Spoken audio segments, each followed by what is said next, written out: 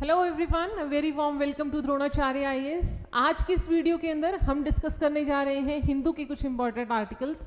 तो चलिए स्टार्ट करते हैं डिस्कशन। आज के न्यूज़पेपर में जो हमारे लिए सबसे इंपॉर्टेंट और सबसे पहली न्यूज आई है, प्राइम न्यूज जो निकल कर आ रही है, that is from here the treaty negotiations going on in Busan. ठीक है, साउथ कोरिया के अंदर एक इंटरनेशनल ट्रीटी के हिसाब से, मतलब आपकी प्लास्टिक पॉल्यूशन से रिलेटेड इंटरनेशनल ट्रीटी बनाने के लिए नेगोशिएशंस हो रही हैं और ये 5th राउंड है नेगोशिएशंस का, जो बुसान साउथ कोरिया के अंदर आपकी स्टार्ट हुई हैं। ठीक है जी, तो इसके ऊपर हमें एक नज़र देखनी है और इंडिया ने अपना क्या स्टैंड दिया है वो हमें देखना है।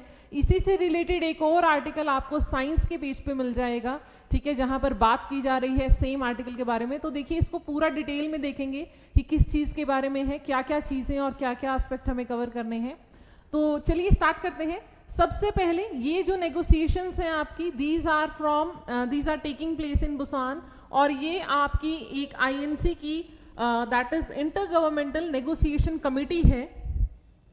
सिर्फ ये यहाँ पर जो चीज़ दी हुई है, दैट इज दीज आर आईएनसीज, जो यूनाइटेड नेशन एनवायरनमेंट प्रोग्राम के द्वारा एडमिनिस्टर की जा रही है। ठीक है, यूएनईपी जो आपका स्टॉकहोम कॉन्फ्रेंस के अंदर एक ऑर्गेनाइजेशन बनाई थी यूनाइटेड नेशन की, specifically for the environmental concerns, वही अब जो हमारा सबसे मेजर कंसर्न है, दैट इज प्लास्टिक पॉल्यूशन, उससे रिलेटेड एक ग्लोबल ट्रीटी बनाने की कोशिश की जा रही है। तो यहाँ पर देखिए, सीधी सी बात है, दो तरीके के लोग फिर से आकर बात कर रहे हैं। नियर अबाउट 170 कंट्रीज के डेलीगेट्स हैं जो इस मीटिंग के अंदर पार्टिसिपेट कर रहे हैं। अब हमें समझना है कि कंसर्न्स क्या हैं। उससे पहले एक बार देख लेते हैं। देखिए, आईएनसी की जो ये मीटिंग है, ये इस बार की 5th शेड्यूल्ड, मतलब इस बार जो मीटिंग है वो 5th मीटिंग हो रही है इनकी। इससे पहले ये उरुग्वे से स्टार्ट हुई थी आपकी, उसके बाद पेरिस के अंदर हुई है, ऑलराइट। इसी साल ओटावा के अंदर आपकी 4th मीटिंग हुई है और ये 5th मीटिंग है आपकी जो बुसान के अंदर हो रही है। याद रखिएगा इस बात को कि यहाँ पर आपकी 4 मीटिंग पहले हो चुकी हैं। This is the 5th one which is carrying out. ठीक है, अब करना क्या चाह रहे हैं ये लोग। देखिए, यहाँ पर लोग फिर से, आपका जो वर्ल्ड है वो 2 हिस्सों में बटा हुआ है। इसी आर्टिकल के इस तरफ दिया हुआ है, यहाँ पर कुछ कंट्रीज हैं स्पेक्ट्रम की, जैसे पैसिफिक आइलैंड के तुवालू आइलैंड, जो तुवालू क्राइसिस हमें पता है जो डूब रहा है। ठीक है, it is an island nation. Palau हो गया, फिजी हो गया, जो आपके डेवलप्ड स्मॉल आइलैंड नेशंस हैं, ऑलराइट। जो आपके स्मॉल आइलैंड नेशंस हैं उनका एक ग्रुप है जो एक तरफ है, ठीक है, और जो कंट्रीज आपकी मेजरली प्राइमली कंसर्न है, और दूसरी तरफ आपके कुछ डेवलपिंग वर्ल्ड की कंट्रीज हैं जैसे इंडिया हो गया, राइट, और बाकी सारी ये जो यूरोपियन यूनियन की कंट्रीज हो गई। अब यहाँ पर ये लोग बोल रहे हैं that we want to start this, obviously we want to, क्योंकि इंडिया अपने एंड पे ऑलरेडी प्लास्टिक मैनेजमेंट से रिलेटेड काफ़ी कुछ कर चुका है। अभी पीछे ही रिपोर्ट में ये चीज़ इस्टेब्लिश हो चुका है कि इंडिया जो है वो वर्ल्ड में लार्जेस्ट प्लास्टिक पोल्यूटर है। ठीक है जी, तो इंडिया अपने एंड पे सिंगल यूज प्लास्टिक को बैन कर चुका है। अमेंडमेंट रूल्स बार बार रिवाइज हो रहे हैं हमारे प्लास्टिक बैन को लेके, वो चीज़ें अपने एंड पे ऑलरेडी कर रहा है इंडिया। तो अब यहाँ पर जो सबसे पहला क्लेम हमने रखा है, दैट इज दिस, कि हम किसी भी ट्रीटी को सिर्फ तभी मानेंगे अगर हमें उसके बदले में इफेक्टिवली हमें क्या कर दिया जाएगा, कंपेंसेट कर दिया जाएगा। तो देखिए, यहाँ पर it is just read here कि अगर आप क्लाइमेट चेंज की तरह ही इन चीज़ों को आधा अधूरा छोड़ेंगे, जहाँ पर आप किसी चीज़ को डिफाइन ही नहीं करेंगे प्रिसाइजली कि क्लाइमेट चेंज से रिलेटेड जो भी चीज़ें हैं, जो हमारी फंडिंग है, मैकेनिज्म्स हैं, उस तरीके से किसी भी ट्रीटी को नहीं करना है। हाँ, ये बात सच है कि हमें इस प्रोसेस को थोड़ा स्पीडी अप करना पड़ेगा, because plastic pollution all together एक बहुत बड़ा इशू है, ऑलराइट, क्योंकि आपके प्लास्टिक्स जो हैं वो मेजरली आपके एनवायरनमेंट के अंदर जाकर, चाहे वो फिर आपका मरीन सिस्टम हो या फिर आपका टेरेस्टेरियल इकोसिस्टम हो, जीएस पेपर 3 के साथ रिलेट हो रहा है सीधा सीधा, तो वहाँ पर ये पॉल्यूशन का काम करती हैं। मरीन वेटलैंड के अंदर अभी हमने कुछ दिन पहले ही न्यूज़ में देखा था, अस्थाई मुडी लेक, वहाँ पर भी microplastics one of the major reason थी उस पूरे इकोसिस्टम के डैमेज होने का। ठीक है, वही कंसर्न है आपकी इन स्मॉल आइलैंड नेशंस का कि अगर ये प्लास्टिक्स इसी तरीके से यूज में रही और ये अपने आप को चेंज ना कर सकी तो दिक्कत बहुत ज्यादा बढ़ जाएगी। Now what are they trying to do, उनका इनिशिएटिव क्या है, किस तरीके से वो करना चाह रही हैं वो भी देखेंगे। उससे पहले देखिए यहां से पढ़ने की कोशिश कीजिएगा इस आर्टिकल को कि आपकी जो इंडिया है उसने सीधा सीधा बोल दिया है that we will only take compensate, अगर आप करेंगे देखिए यहां पर कि ग्लोबल प्लास्टिक ट्रीटी के लिए हम अपनी नेगोशिएशंस को सिर्फ तभी फॉलो कर पाएंगे अगर हम उसके लिए एप्टली क्या किया होगा, हमें कंपेंसेट। यहीं पर अगर एक तरफ concern in small island Nations का देखा जा रहा है तो डेवलपिंग वर्ल्ड बोल रहा है कि आप हमें एक और पैरामीटर पे लिमिटाइज करने की कोशिश कर रहे हैं, रोक रहे हैं, आप हमारे डेवलपमेंट के बीच में फिर से एक और रोड़ा अड़ा रहे हो, और उसके लिए आपको हमें नई टेक्नोलॉजीज के लिए भी फंड देना पड़ेगा, हमें कंपनसेट भी करना पड़ेगा, हमारे ऊपर लिमिटेशंस भी देखकर लगानी पड़ेगी, क्योंकि एकदम से हम इतना सारा कर्बिंग नहीं कर सकते हैं। ठीक है, एक ये कंसर्न हो गया जो आपके इस आर्टिकल के अंदर मेंशन है। उसके बाद आपका जो साइंस पेज के ऊपर आर्टिकल है इसी से रिलेटेड, वहां पर देखिए कुछ बातें कही गई हैं, वो भी देख लेते हैं एक बार, just a second. So here we have the science page, जहां पर आपके इसी से रिलेटेड एक और बात कही गई है इस आर्टिकल के अंदर, that is a path on plastic pollution. यहां पर जो बात की गई है दैट इज सिंपल कि आपकी प्लास्टिक के डिजाइन को चेंज करने की बात हो रही है। देखिए अभी क्या हो रहा है कि जो आपकी प्लास्टिक है वो नॉन डिग्रेडेबल है, मोर ओवर वो नॉन रिसाइकलेबल है, वो वापस इकोनॉमी में नहीं आ रही है, वो लीनियर लाइन में चल रही है। ठीक है, इंडिया ने भी जब अपना नेशनल प्लान बनाया था तो हमारा भी यही है कि हम प्लास्टिक को जो है वो सर्कुलर फॉर्मेट में लेके आना चाहते हैं। ठीक है, इस आर्टिकल से आपके लिए जो इंपॉर्टेंट है that is your this particular, जहां पर आपके ग्लोबल प्लास्टिक पॉल्यूशन से रिलेटेड पूरा डाटा दिया हुआ है, this one, that is global plastic pollution जो है वो आपकी 736 मिलियन टन पहुंच जाएगी बाय 2040, एंड अब 70% वो ऑलरेडी बढ़ चुकी है 2020 से। ठीक है जी, 2040 तक इतना डाटा हो जाएगा आपके पास। तो कंसर्न्स बहुत ज़्यादा हैं। इनफैक्ट जो पूरी वर्ल्ड का जो मीट्रिक टन है उसके अंदर इंडिया बिगेस्ट पॉल्यूटर है, तो इंडिया का रोल तो बहुत ज़्यादा रहने वाला है कि कैसे हम प्लास्टिक पॉल्यूशन को कम करने वाले हैं। ठीक है, उसी से रिलेटेड ये सारे टॉक्स हो रहे हैं, और इसी के अंदर जो सबसे बात मेजर की जा रही है दैट इज कि हम इसको किसी तरीके से रिसाइकिल कर सके, रीयूज कर सके, इसको सर्कुलर इकोनॉमी का पार्ट बना सके। मतलब अगर एक बार आपकी प्लास्टिक प्रोड्यूस हुई, उसे एक बार रीयूज किया, किसी तरीके से उसको फिर से रिसाइकिल करके and reuse it again. 3R policy हम प्लास्टिक के लिए लेकर आना चाह रहे हैं, यही इस आर्टिकल में कहा गया है। ठीक है, और यही इस नेगोशिएशंस का मेजर मुद्दा है जो आपकी फिफ्थ मीटिंग हो रही है इंटर गवर्नमेंटल लेवल पर नेगोशिएशंस के लिए इस कमेटी की, और ये पहली वर्ल्ड लेवल पर, ग्लोबल लेवल पर पहली ट्रीटी होगी जो अभी साइन होनी है। अभी ऐसी कोई ट्रीटी बनी नहीं है, ये नेगोशिएशंस हो ही इसलिए रहे हैं कि कोई ट्रीटी बनाई जा सके जो प्लास्टिक पॉल्यूशन को कर्व करेगी। क्लियर है? तो इन नेगोशिएशंस को अगेन हमें बहुत ध्यान से मॉनिटर करना होगा और डे टू डे बेसिस पर हम इसे फॉलो अप भी करते रहेंगे। ठीक है जी, ये थी हमारी आज के न्यूज़पेपर से पहली न्यूज़। इसके बाद हमारे लिए पेज नंबर 2 से जो आर्टिकल इंपॉर्टेंट आ रहा है वो निकाल लेते हैं। देखिए हमारे पास here we have this page. So यहाँ पर आपके सुप्रीम कोर्ट की एक जजमेंट का आर्टिकल आया है जो हमारे लिए इंपॉर्टेंट है। ये न्यूज़ इंपॉर्टेंट है। देखिए यहाँ पर this is the particular news. यहाँ पर एक केस हुआ है जहाँ पर आपकी एक क्रिश्चियन फीमेल जो है वो हिंदू में कन्वर्ट हुई हैं स्पेसिफिकली, जिसमें सुप्रीम कोर्ट ने ये एनालाइज किया है कि ये कन्वर्जन जो इन्होंने किया है that is clearly to get a job under SC quota. ठीक है, क्योंकि जहां पर ये रह रही हैं वहां पर हिंदूज को कोटा अवेलेबल है। समझ आ रही है बात? तो ये जो आपका केस आया है that is related to Tamil Nadu से रिलेटेड केस है, पुडुचेरी की आपकी UT का केस है ये, और वहां पर आपके जो हिंदूज हैं वो माइनॉरिटी के अंदर है, उन्हें कोटा अवेलेबल है। तो इसीलिए क्रिश्चियन फीमेल जो है अपना धर्म परिवर्तन कर देती है and she converts into that. See story line is not important for us, but हमारे लिए यहाँ से जो आर्टिकल्स इंपॉर्टेंट है जो सुप्रीम कोर्ट ने खुद मेंशन किए हैं that is this article 25 of the constitution which allows you to profess, propagate and practice any religion of your choice. आपकी मर्जी है, आप जिस मर्जी धर्म को चुन सकते हैं, उसकी एक्टिविटीज़ को प्रोपगेट कर सकते हैं, प्रोफेस कर सकते हैं, आप पर कोई लिमिटेशन नहीं है। आपकी मर्जी है, आप किसी भी धर्म को नहीं भी चुने। और कन्वर्जन से रिलेटेड भी हमें ये फंडामेंटल राइट अवेलेबल है कि अगर मैं अपनी स्व इच्छा से अपना धर्म परिवर्तन करना चाहती हूँ तो मुझ पे किसी तरीके की कोई लिमिटेशन नहीं है। लेकिन यहाँ पर इस जजमेंट के अंदर सुप्रीम कोर्ट बोल रहा है कि अगर आप अपना धर्म परिवर्तन किसी मूलभूत रूप से किसी इस तरीके से कर रहे हैं कि आप जॉब्स के अंदर टू गेट अ जॉब, तो ये ना सिर्फ धर्म के साथ फ्रॉड है बल्कि ये कॉन्स्टिट्यूशन के द्वारा दिए गए प्रोविजंस के ऊपर भी फ्रॉड माना जाएगा। ठीक है, यही यहां पर किया है कि आप ईथोस ऑफ रिजर्वेशन पॉलिसी, क्योंकि वो स्पेसिफिकली उन लोगों के लिए बनाई है जो मेन स्ट्रीम सोसाइटी का हिस्सा नहीं है, ताकि उन्हें हम स्ट्रीमलाइन कर सके। एंड सेकेंडली, अगर आपको रिलीजियस फ्रीडम दी है तो आप उसका इस तरीके से मिसयूज नहीं कर सकते हैं। आप कॉन्स्टिट्यूशन के दिए हुए मैंडेट को इस तरीके से मिसट्रीट नहीं कर सकते हैं।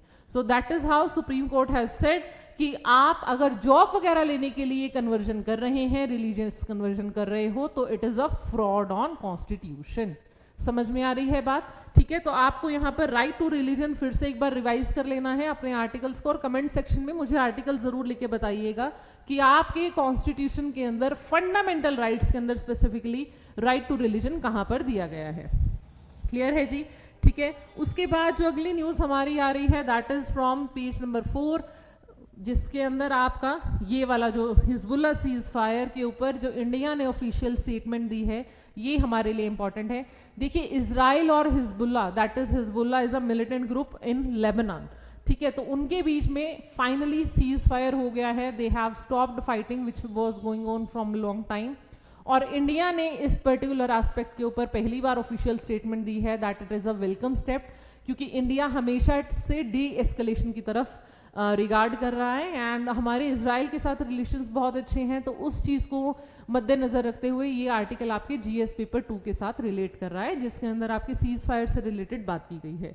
सिमिलरली यहीं पे इसी पेज पर देखिए हमारा कल की न्यूज़ का फॉलोअप है। अगर आपने कल की वीडियो ध्यान से देखी है, समझी है, और अगर नहीं भी देखी है तो आज प्लीज़ देखिएगा, जिसके अंदर मैंने आपको कुकी लोगों के बारे में बताया था और हमने एक ट्रिब्यूनल के बारे में डिस्कस किया था, राइट, ऑटोनोमस डिस्ट्रिक्ट काउंसिल के बारे में डिस्कस किया था, जो हमारी असम की कार्बी आंगलोंग से रिलेटेड है।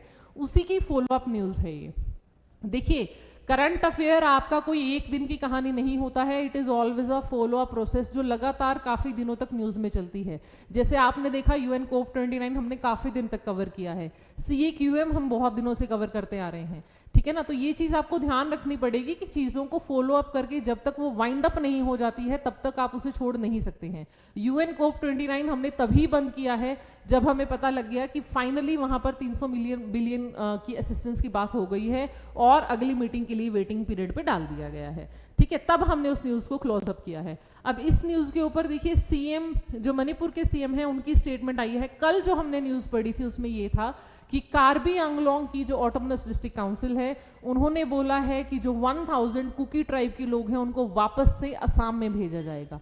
अब असम ने तो बोल दिया कि मणिपुर में जाएंगे, ठीक है, Assam has said that we will transfer them to Manipur, लेकिन मणिपुर के सीएम बोल रहे हैं कि हम उनको तभी लेंगे, they are most welcome if they are actually original of Manipur, ठीक है। अगर वो 1961 जो हमारा नेशनल रजिस्टर है सिटीजनशिप का, उसके अंदर हमने 1961 को बेस ईयर माना है, अगर वो उससे पहले के हैं तो they are more than welcome, अगर उसके बाद के हैं तो हमें भी असर्टेन करना पड़ेगा कि इनके साथ किस तरीके से पेश आना है या इनके साथ क्या किया जाना चाहिए।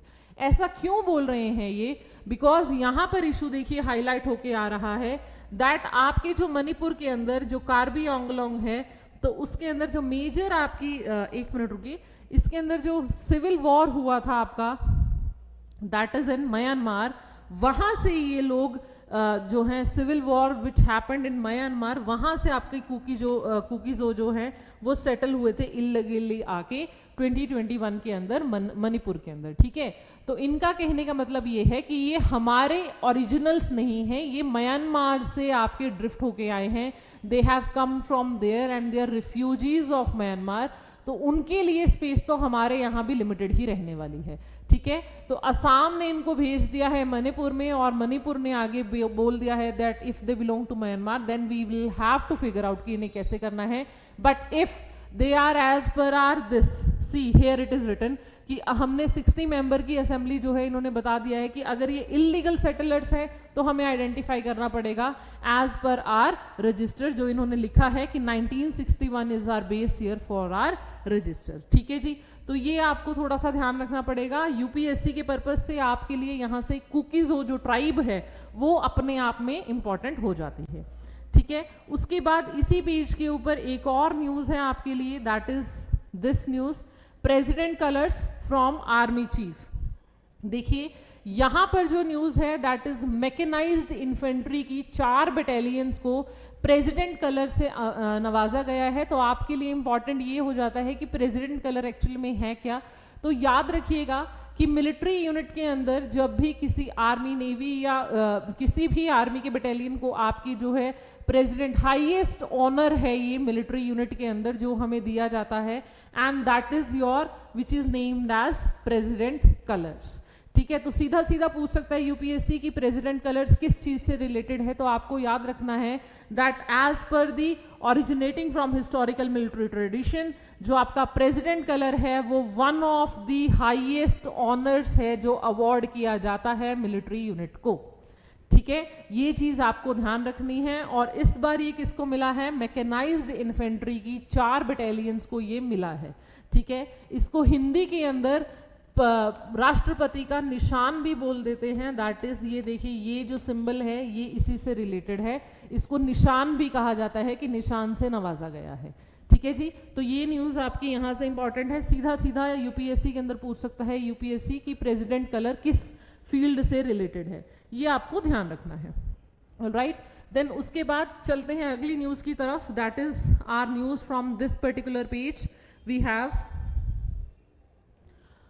इसके बाद हमारी जो न्यूज आ रही है, just a second guys, now we have from text and context से हमारी अगली न्यूज निकल कर आएगी, दैट इज दिस पेज। देखिए यहां पर आपका जो आर्टिकल है राइट टू वर्क डिलीटेड। अब ये जो स्टेटमेंट है that is a bit controversial, क्योंकि ये जो पूरा फिगर है, ये जो स्टैट्स हैं, ये पर्सनल थॉट हैं जिन्होंने ये इस आर्टिकल को लिखा है। तो आप एज सच इन फिगर्स को यूज नहीं कर सकते हैं, बट येस ऑफ कोर्स आप इस आर्टिकल की मदद से आप ये समझने की कोशिश जरूर कर सकते हैं कि किस चीज के बारे में बात हो रही है। तो देखिए ये जो आपका पूरा का पूरा आर्टिकल है इट इज रिलेटेड टू मनरेगा स्कीम, ठीक है। तो हमें सबसे पहले मनरेगा स्कीम को समझना है कि क्या है, और उसके बाद क्या इशू क्रिएट होके आ रहा है वो समझ लेते हैं। तो देखिए Mahatma Gandhi national rural employment guarantee act, alright, your act जिस स्कीम की यहां पर बात हो रही है that is MG NREGA. Just a second, हाँ जी, तो ये हमारा आर्टिकल है MG NREGA, this is MG NREGA जो है आपकी Mahatma Gandhi national rural employment guarantee act, ठीक है जी। ये आपका 2005 में आया था, रीनेम इसको कर दिया गया था, और ये बेसिकली आपको किस चीज से रिलेटेड है, एम्प्लॉयमेंट से रिलेटेड है, जहां आपका लीगल राइट है 100 डेज की डायरेक्ट एम्प्लॉयमेंट का। 100 दिनों की एम्प्लॉयमेंट देती है सरकार अगर आप जॉब कार्ड आपके पास है और अगर आप एनरोल हो गए हैं जॉब लिस्ट पे, ठीक है। इस स्टडी के अंदर क्या बताया गया है दैट इज सिंपली कि काफी सारे लोग, ऑलमोस्ट 1.9 लाख लोगों के जॉब कार्ड्स जो हैं वो डिलीट कर दिए गए हैं पिछले कुछ सालों में। और मोर ओवर जब से ये चीज हुई है कि आधार लिंक्ड होगी पेमेंट, तो वहां पर भी डिस्क्रिपेंसीज देखने को मिली हैं, ऑलराइट। तो आपको याद रखना है कि 100 डेज का guaranteed employment with in a year आपको सरकार दे रही है इन एमजी नरेगा, और उसके अंदर अगर आपने काम मांगा है तो आपको फॉर श्योर काम मिलेगा ही मिलेगा। अब इस स्टडी के अंदर एक और चीज जो कंट्रोवर्शियल है that is the clause itself, कि जो work not willing to work थे, ये क्लोज सबसे ज्यादा यूज किया गया है डिलीट करने के लिए, कि लोग जो है वो काम करने को राजी नहीं है, ठीक है, या वो काम करना चाहते नहीं है। जबकि स्टडीज या ग्राउंड बेस्ड स्टडीज बोल रही हैं कि जब लोगों से पूछा गया तो ये एक्चुअली में उस साल में उनको जॉब कार्ड उनका डिलीट किया गया है जब उन्होंने सच में काम मांगा था, ठीक है जी। तो क्यों ऐसा कर रही है गवर्नमेंट, किस तरफ ये चीज इशारा कर रही है, वो चीजें तो हमें देखिए फॉलो अप में ही पता लगेगी, जब गवर्नमेंट की तरफ से कोई ऑफिशियल स्टेटमेंट आएगी इस चीज को काउंटर करने के लिए। एल्स और अदरवाइज अभी आज के आर्टिकल के हिसाब से हमें सिर्फ एक बार महात्मा गांधी जो ये एक्ट पॉलिसी है हमारी, इसको ध्यान में रखना है, दैट्स इट। ठीक है जी। आप किसी भी ऐसी कंट्रोवर्शियल स्टेटमेंट या कंट्रोवर्शियल डाटा को अपने एग्जाम में नहीं लिख कर आएंगे जो ऑथेंटिकेटेड ना हो या कोई वेल एस्टैब्लिश्ड स्टडीज से नहीं आया हो। ये चीज आपको ध्यान रखनी है हमेशा। ठीक है, चलिए नेक्स्ट आर्टिकल को इंपॉर्टेंट जो हमारा अगला आर्टिकल है उसको देख लेते हैं एक बार। सो नेक्स्ट न्यूज जो हमारी फॉलो अप में आ रही है, okay, so let's switch to our next news that is from this page।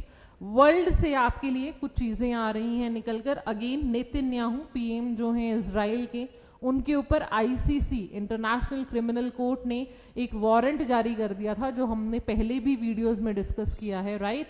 हमारी वीडियोस में डिस्कस हो चुका है कि ये जो बॉडी है आपकी ICC, that is from Rome statute established in 1998। अब इसी के ऊपर लीग के अंदर फ्रांस ने बोला है कि आपके नेतन्याहू के पास इम्यूनिटी तो है। क्यों? क्योंकि हमने देखा था कि इजराइल, इंडिया, यूएस ये तीनों ही इसके पार्टीज नहीं हैं आईसीसी के, लेकिन क्योंकि जो आपका लेबनान है उनके ऊपर जो आपकी पार्टी है that is Israel is not a party to this, और इसी वजह से फ्रांस बोल रहा है कि क्योंकि ये पार्टी नहीं है तो ये इम्यून भी हो सकते हैं इस पर्टिकुलर आपके आईसीसी के वारंट से। लेकिन इसके अंदर यही चीज मानी गई है कि अगर फ्रांस को पकड़कर, मतलब ये चीज हो गई, फ्रांस बोल रहा है कि हम इंटरनेशनल जस्टिस की बात तो कर रहे हैं लेकिन उनके पास इम्यूनिटी अवेलेबल है तो उनको डरने की जरूरत भी नहीं है। तो जब फ्रांस से पूछा गया है कि अगर आपकी जमीन पर आते हैं नेतन्याहू तो क्या आप उनको पकड़ के दे दोगे, तो that was something round about में आंसर आया है, कोई स्ट्रिक्ट स्टेटमेंट नहीं आई है सामने से कि वो लोग क्या एक्शन प्लान रखने वाले हैं। ठीक है, तो ये कुछ गोलमोल सी बात हुई है इस आर्टिकल के अंदर, लेकिन आपको इंपॉर्टेंट यहाँ से फिर से वही याद रखना है आईसीसी से रिलेटेड, दैट इज ये जो न्यूज़ है आपकी, ये अगेन हमारी जो पहली न्यूज़ हम कवर करके आए हैं अभी, जहाँ इंडिया ने आपका वेलकम किया है, उसी से रिलेटेड ये वाली न्यूज़ है। ठीक है, ये दो चीज़ें आपको ध्यान रखनी है। एक और न्यूज़ इस इम्पॉर्टेंट, बहुत इंपॉर्टेंट जो यहाँ से निकल कर आ रही है, that is related to this. Australia के लोअर हाउस ने एक बिल पास किया है जिसके अंदर उन्होंने बोला है कि जो छोटे बच्चे हैं, जो चिल्ड्रन हैं, उनको सोशल मीडिया से दूर रखना है, मतलब उनको सोशल मीडिया पर अकाउंट्स बनाने की इजाज़त नहीं होनी चाहिए, because social media is very vulnerable. बच्चा बहुत ज़्यादा वल्नरेबल एटमॉस्फेयर का शिकार हो रहा है, तो ये चीज़ हमें इंश्योर करनी है कि बच्चे खुद से उस चीज़ को प्रोपोगेट ना करें या उसके ऊपर अकाउंट्स ना बनाएं। अभी ये चीज़ देखी गई है कि वर्ल्ड वाइड सिर्फ ऑस्ट्रेलिया पहला ऐसा देश है जिसके लोअर हाउस ने इस बिल को पास किया है। सीनेट इसके ऊपर क्या फैसला लेता है वो अलग बात है, but yes it is something new dimensions निकल कर आ रही हैं यहाँ से।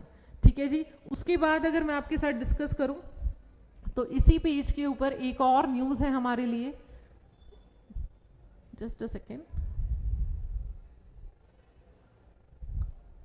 हियर आईसीसी से ही रिलेटेड एक और न्यूज़ है आज के पेपर में, यहाँ पर म्यांमार के अरेस्ट वारंट से रिलेटेड।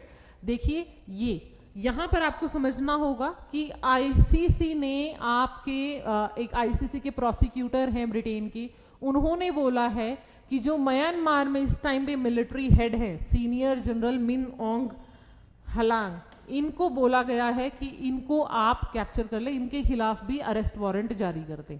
वजह क्या है? देखिए हमने कल परसों ही रोहिंग्या मुस्लिम्स को डिस्कस किया था, राइट। हमारी वीडियो के अंदर हमने रोहिंग्या मुस्लिम्स का इशू डिस्कस किया था, उसी से रिलेटेड है ये। दिस पर्टिकुलर इन्होंने आंग सान सू की को काउंटर कोप करके, दैट इज मिलिट्री कोप हुआ था म्यांमार के अंदर 2021 में, ठीक है। और इन्होंने ऑफिशियली, ये वहाँ के मिलिट्री हेड है, मिलिट्री कूप इज समथिंग जब आपके देश की मिलिट्री जो है वो कूप कर देती है, वो सरकार के खिलाफ खड़ी हो जाती है और खुद सरकार चलाने लग जाती है, ठीक है। तो उस टाइम पे जो वहाँ की डेमोक्रेटिक लीडर थी आंग सान सू की, उनको रिप्लेस करके म्यांमार की मिलिट्री ने कूप करके इनकी लीडरशिप के अंदर सरकार चलाना शुरू कर दिया था। और सरकार चलाते ही, क्योंकि म्यांमार की जो मिलिट्री है वो प्रो बुद्धिस्ट है, ठीक है। और जो आपके रोहिंग्याज हैं वो मुस्लिम्स हैं, लेकिन ऐसा नहीं है, मुस्लिम माइनॉरिटीज़ है रादर, ठीक है, लेकिन ऐसा नहीं है कि म्यांमार के अंदर और माइनॉरिटीज़ नहीं हैं। There are more than 100 minorities हैं जो म्यांमार के अंदर ऑलरेडी हैं, लेकिन रोहिंग्याज के साथ सबसे ज़्यादा एट्रोसिटीज़ देखी गई, रेप्स देखे गए, उनको घर से निकाल दिया गया, यहाँ तक कि उन्हें अपना देश छोड़ के, सब कुछ छोड़ के बांग्लादेश में ट्रांसफ़र होना पड़ा, जो हमने कल ही परसों आर्टिकल में डिस्कस किया है, ठीक है, कि बांग्लादेश की आर्मी अब उनको वापस छोड़ के आ रही है कि आप जाइए अपने देश को कैप्चर कीजिए, वो आपकी स्टेट है, ठीक है। तो रोहिंग्या मुस्लिम से रिलेटेड अगेन इस आर्टिकल के अंदर ये कहा गया है कि आईसीसी जो है वो प्रोसिक्यूट करे सीधा मिलिट्री हेड को, because what he has done is beyond the limits of humanity and it is a war on humanity, जिस चीज को आईसीसी केटर कर सकती है। समझ रहे हैं आप? तो एक ही पेज के ऊपर आईसीसी से रिलेटेड आपके पास दो चीजें आ गई हैं, ये चीज आपके लिए समझना इंपॉर्टेंट है। और आईसीसी आपका जीएस पेपर 2 इंटरनेशनल ऑर्गेनाइजेशंस का टॉपिक है। Clear, right? उसके अलावा आज के न्यूज़पेपर से एक जगह से और हमारे लिए इंपॉर्टेंट आर्टिकल्स आए हैं, that is on this page, just give me a second, it is on this 4th number, 5th, यहां पर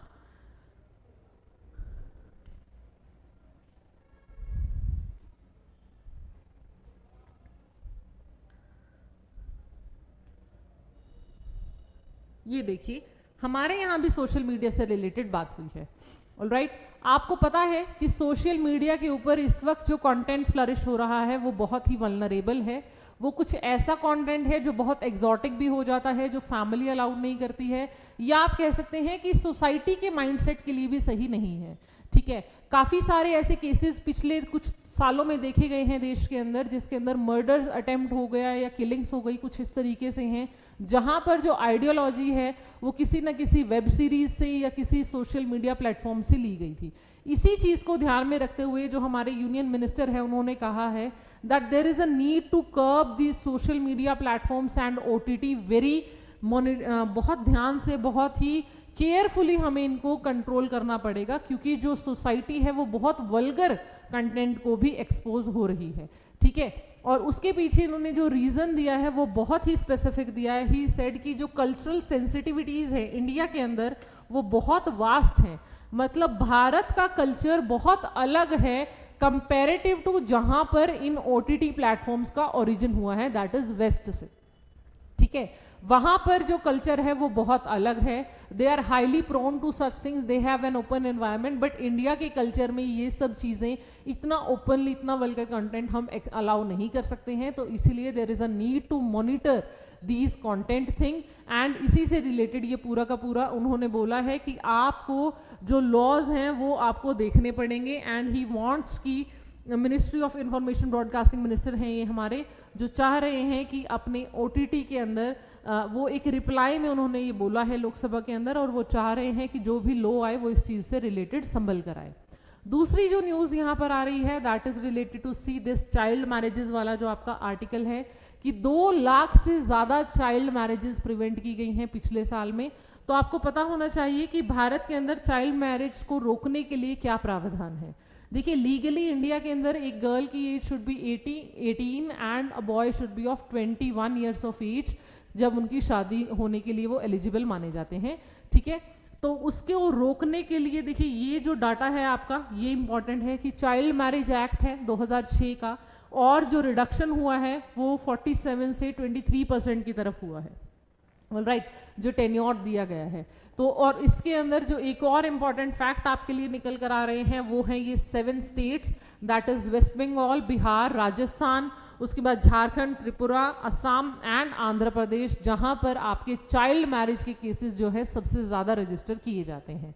तो सोचने वाली बात यह है कि कॉलोनियल लिगेसी को हम अब तक ट्रीट कर रहे हैं, कॉलोनियल टाइम से ये फाइट चल रही है। जब फादर ऑफ रेनेसां राजा राम मोहन रॉय हो गए, उन सब ने इस चीज़ को लेके उन्होंने सती प्रथा के बाद अगर दूसरी किसी चीज़ को काउंटर किया था तो that was child marriage itself. तब से लेकर आज तक भारत इस लड़ाई को लड़ रहा है और अभी भी हम उसमें पूरा जस्टिफाई नहीं कर पाए हैं खुद को। अभी भी हमारे यहाँ केसेस रजिस्टर होते हैं जिसके अंदर आपकी जो लड़कियां हैं वो बहुत कम एज के अंदर उनकी शादी करा दी जाती है। देखिए उसके अपने कॉन्सिक्वेंसेज हैं, that physical adaptability is not enough, education नहीं मिल रही है, she has her health issues concern हो जाते हैं। तो बहुत कुछ क्यूमुलेटिवली इफेक्टिवली काउंट डाउन हो जाता है जब आप चाइल्ड मैरिज की तरफ जाते हैं। ठीक है, तो यही इसके अंदर दर्शाया गया है। यहाँ से हमें मेंस के लिए इस आर्टिकल को निकालना है, that is GS paper 1 society की केस स्टडी बनती है आपकी ये, इसको आप ध्यान रखेंगे। ऑलराइट, इसी पेज के ऊपर आपके 2 और छोटे छोटे से न्यूज़ आर्टिकल्स हैं जो आपको देखने हैं। जो ओडिशा के अंदर 790 एलिफेंट्स की डेथ का डाटा आया है और कुनू नेशनल पार्क के अंदर 2 कब्स, जो अफ्रीका चीता आया था, अफ्रीकन चीता हमने इंडिया के अंदर हम लेके आए थे, इंपोर्ट किए थे हमने, उनके 2 कब्स की डेथ हो गई है। ठीक है, तो आपको याद रखना है कि हम अफ्रीका से कुनो नेशनल पार्क मध्य प्रदेश के अंदर 2 चीताज लेके आए थे, लेकिन उनमें से काफ़ी फ्लरिश कर रहे हैं। रिपोर्टेडली अभी जो कुनो नेशनल पार्क की स्ट्रेंथ है वो 24 है, बट 2 कब्स कब कैसे कहाँ गए ये एनवायरमेंट ऑफिशियल्स भी पता करने की कोशिश कर रहे हैं। तो these are just small case studies जहाँ आपको थोड़ा सा ध्यान में रखते रहना है चीज़ों को कि ये केसेस होते हैं। जैसे जो उड़ीसा के अंदर केसेस हैं ये मैन एनिमल कॉन्फ्लिक्ट के अंदर और एनवायरमेंट के आपकी वाइल्ड लाइफ प्रोटेक्शन से रिलेटेड आपका इशू बन सकता है, वहाँ पे आप इसको कोट इजीली कर सकते हैं न्यूज़ को। ठीक है जी, और इसके बाद आज के न्यूज़पेपर की जो हमारी लास्ट न्यूज़ ऑफ डिस्कशन रहने वाली है that is from page number 10, जहाँ पर एक नई टर्म सामने आ रही है that is your dark tourism. देखिए यहाँ पर यूक्रेन के यहाँ पर वेस्टर्न विजिटर्स बहुत ज़्यादा बढ़ गए हैं, इन्फ्लक्स हो गया है वेस्टर्न विजिटर्स का, and the people are calling it a term of dark tourism. तो डार्क टूरिज्म को अगर हम समझना चाहें तो देखिए ये कुछ ऐसा है जो आप क्राइसिस रिडन जगह पर घूम के आना, उसको फॉलो अप करना, वहाँ पर देखना, चीज़ें लोकेट करना, शूट करना, उसको ज़्यादा फैंटेसाइज मान रहे हो। बिकॉज यहाँ पर जो इस इंसान का जिक्र किया गया है इसमें ये बताया गया है कि उसके 1-1.5 लाख फॉलोअर्स थे, सब्सक्राइबर्स थे यूट्यूब के ऊपर, एंड ही वांटेड कि उनको सबको वो डाटा कैप्चर करके दिखाए। और ये उस ब्रिज के पास लोकेट करके गया है जहाँ पर रशिया ने सबसे पहला अटैक किया था, जहाँ से वो कीव दैट इज़ यूक्रेन की कैपिटल को कैप्चर करना चाह रहे थे, और यूक्रेन ने उसके बदले में उस पुल को ही टर्न आउट कर दिया था, दैट इज़ ब्लास्ट में उड़ा दिया था। ठीक है, तो डार्क टूरिज्म जो टर्म है that is related to the visiting और the tourism of those places which are crisis ridden. समझ आ रही है आपको बात? तो ये थोड़ा सा एक आपके लिए टर्म नई आई है, इसको ध्यान से देखना है आपको। ऑलराइट, बाकी सारी जितनी भी न्यूज़ हैं आपकी वो आपके आज के न्यूज़पेपर से इंपॉर्टेंट है। मनरेगा हो गई, your child marriage, your this जो हमारा इजराइल के साथ कॉन्फ्लिक्ट है, ICC as a structural unit, लेकिन सबसे इंपॉर्टेंट जो हमारे अगले दिनों का फॉलोअप भी रहेगा that is the round 5th of the negotiations going on for the global plastic treaty. Alright, that's all from today's discussion. Thank you very much and stay tuned to Dronacharya IAS for further studies. Thank you.